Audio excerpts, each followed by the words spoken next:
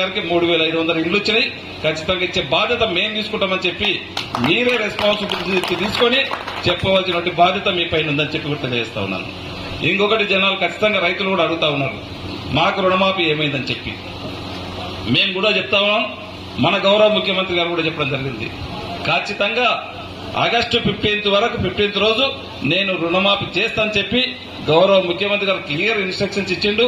నన్ను కూడా నిన్న మొన్న అక్కడక్కడ ఊర్లలో అడిగితే అవసరం అనుకుంటే మనకు ఆగస్టు 15th రోజు మేము రుణమాఫీ చేయకుంటే నేను రిజైన్ అయినా చేస్తా కానీ ఖచ్చితంగా రుణమాఫీ చేసి తీరుతామని చెప్పినాం. మీరు కూడా ఆ విధంగా ఖచ్చితమైనటువంటి కాన్ఫిడెన్స్ మన రైతాంగానికి రైతన్నులకు ఇంటింటి దగ్గర తిరిగి చెప్పవలసిన అవసరం ఉంది.